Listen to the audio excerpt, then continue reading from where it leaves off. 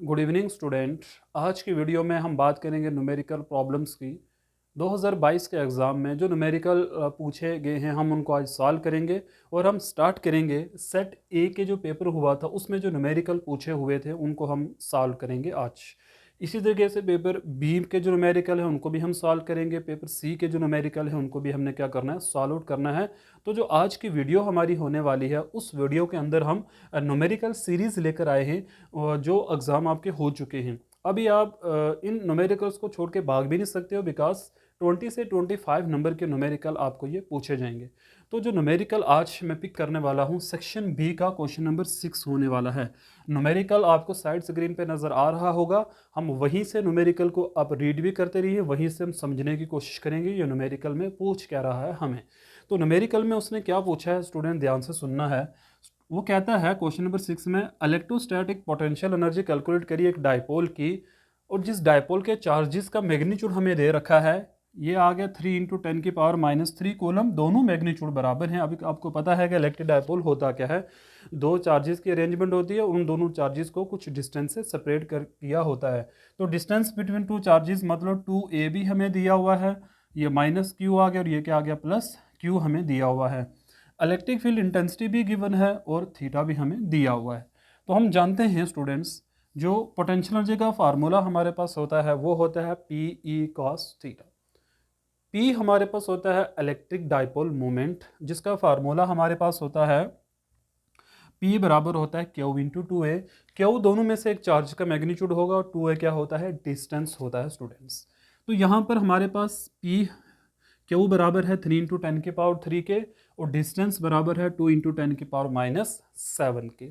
इसको हमने क्या किया, 3 टू द 6 हो गया यहाँ पे, और 10⁻³ था और यहाँ -7 था, तो सॉल्व आउट करके क्या आ गया 10⁻⁴।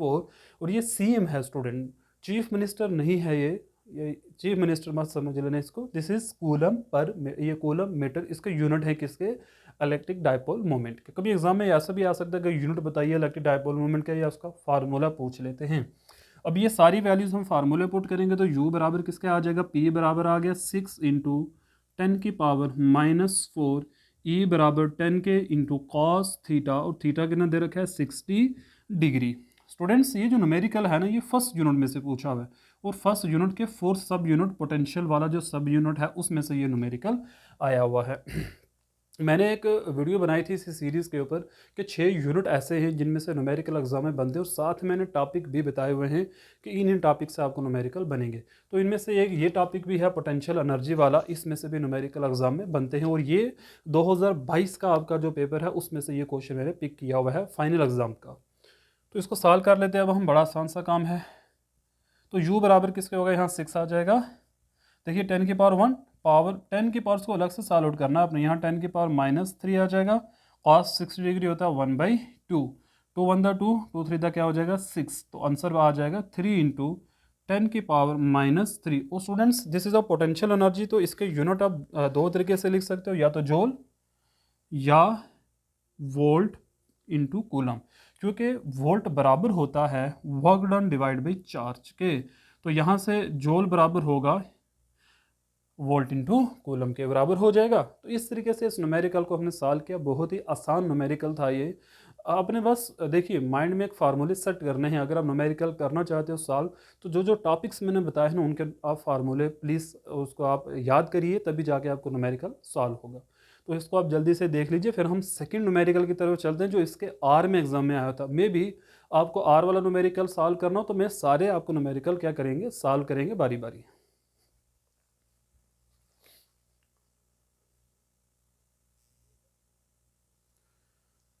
स्टूडेंट्स नेक्स्ट जो न्यूमेरिकल है वो इसी के आर में न्यूमेरिकल है। तो वो न्यूमेरिकल एग्जाम में आया कि आपके पास 3 कैपेसिटर्स हैं जिनका कैपेसिटेंस गिवन है 1 माइक्रोफैरड, 2 माइक्रोफैरड, 3 माइक्रोफैरड दे रखा है। ये यू का मतलब यहाँ क्या माइक्रोफैरड है, ठीक है, यू नहीं समझना है इसको आपने। कहता है अगर हम इन तीनों को सीरीज में जोड़ दें तो बताइए इसका टोटल कैपेसिटेंस क्या होगा। मतलब 3 आपने कैपेसिटर कैसे जोड़ देने स्टूडेंट, सीरीज के अंदर आपने जोड़ देने। 3 कैपेसिटर सीरीज के अंदर आपने लगा दिए, तो कहता है बताइए इनका जो टोटल कैपेसिटेंस होगा वो किसके बराबर होगा, मतलब CS किसके बराबर होगा। अब ये क्वेश्चन कैपेसिटेंस सीरीज़ में से पूछा हुआ है। अभी अगर आपको फार्मूला याद हो तो बड़े आसानी से क्वेश्चन आप सॉल्व कर लोगे। तो आपने याद रखना है, इसमें जो फार्मूला हम यूज़ करते हैं वो होता है 1/CS बराबर होता है 1/C1 plus 1/C2 plus 1/C3 होता है। ये एक्चुअल में आपने ऐसा भी याद रखना है, रेजिस्टेंस सीरीज़ और कैपेसिटेंस सीरीज़ में रिवर्स होता है। अगर रेजिस्टेंस सीरीज़ का क्वेश्चन स्टूडेंट्स आएगा तो आपने सिंपल क्या करना है, सीरीज़ में टोटल रेजिस्टेंस निकालने के लिए तीनों को आप क्या करते हो, सिंपली ऐड करते हो, ठीक है। बट इस केस में इसका इन्वर्स क्या होगा, इसमें आपने पहले रेसिप्रोकल लेके फिर उनका क्या करना है, आपने सम निकालना है। अभी आपको क्या करना है, वैल्यूज़ को पुट करना। 1/CS बराबर होगा, C1 की वैल्यू 1 दे रखी है, C2 की वैल्यू 2 दे रखी है और C3 की वैल्यू क्या दे रखी है आपको, 3।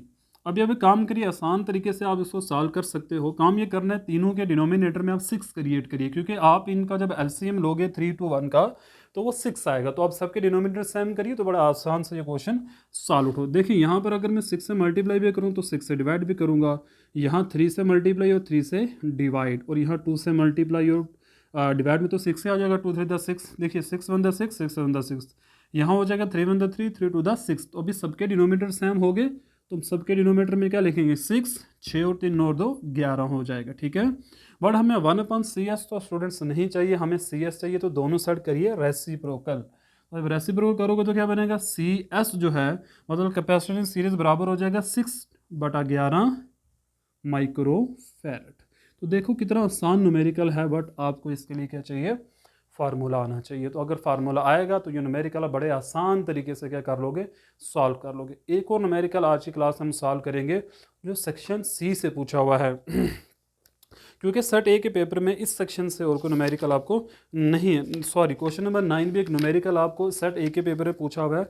देखिए आप मतलब आप ये कह सकते हो सेक्शन बी में से आपको 3 न्यूमेरिकल है, तो इन तीनों को हम आज की क्लास में क्या करेंगे, सॉल्व करेंगे। तो आप इस न्यूमेरिकल को सॉल्व इसको फटाफट लिख लो, फिर हम नेक्स्ट न्यूमेरिकल की तरफ मूव करते हैं।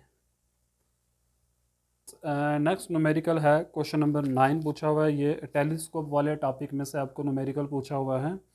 इसमें कहता है आपने एक मैग्नीफाइंग पावर निकालनी है टेलीस्कोप की, जिसमें आपको फोकल लेंथ दे रखी है, ऑब्जेक्टिव लेंस की भी और आपको आई पीस की भी फोकल लेंथ दे रखी है, और इसके साथ में क्वेश्चन है आपको लेंथ भी पूछी हुई है, एस्ट्रोनॉमिकल टेलीस्कोप की लेंथ क्या होगी। तो कैसे आपने इस क्वेश्चन को सॉल्व करना है, देखिए। अब आपको फोकल लेंथ दे रखी है ऑब्जेक्टिव लेंस की, और आपको फोकल लेंथ दे रखी है किसकी, आई पीस की। तो अगर आपको पता हो कि किस तरीके से हम ये ड्रा करते हैं, तो इसमें क्या होता है, जो फोकल लेंथ होती है मतलब आपके पास इसमें this is a objective lens and this is what, eyepiece, okay. इस तरीके से अपने याद रखना है।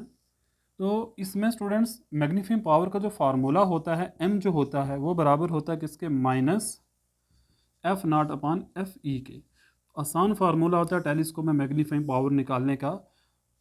नेगेटिव F0 तो दे रखा है हमें 144, उसको डिवाइड किससे करना है आपको, 6 से। तो आप जब इसको 6 से डिवाइड करोगे तो ये साल होके आ जाएगा -64 आ जाएगा साल होके। मतलब m जो है वो आपको क्या आ रहा है, m आ गया -64। This is a magnifying power, और पावर के जो यूनिट नहीं होते बिकॉज यहाँ पर भी सेंटीमीटर आएगा और यहाँ पर भी सेंटीमीटर, तो इसलिए इसमें जो मैग्नीफाइंग पावर हमारे पास निकल कर आएगी वो -64। नेगेटिव होने का मतलब क्या है कि ज़्यादा डाइवर्ज करेगा। नेगेटिव का मतलब यही है, जब भी मैग्नीफाइंग पावर नेगेटिव आ रही है इसका मतलब क्या है, ये ज़्यादा डाइवर्जिंग पावर यहाँ पर शो करेगा। अब ये क्या लेंथ क्या होगी, तो लेंथ निकालने के लिए बड़ा सिंपल है, आप क्या करिए, इन दोनों फोकल लेंथ को आपस में ऐड अप कर दो। तो जो लेंथ हो जाएगी वो बराबर हो जाएगी F0 + Fe के। तो यहाँ से इन दोनों को जब आप ऐड अप करोगे तो आ जाएगा 150 सेंटीमीटर। मतलब ये हो गया कि जो आपका यहाँ पर एस्ट्रोनॉमिकल टेलीस्कोप है उसकी लेंथ क्या होगी, 150 सेंटीमीटर होगी। तो आज की क्लास में हमने 3 न्यूमेरिकल डिस्कस किए हैं, पेपर ए के और सेक्शन बी के 3 न्यूमेरिकल हैं।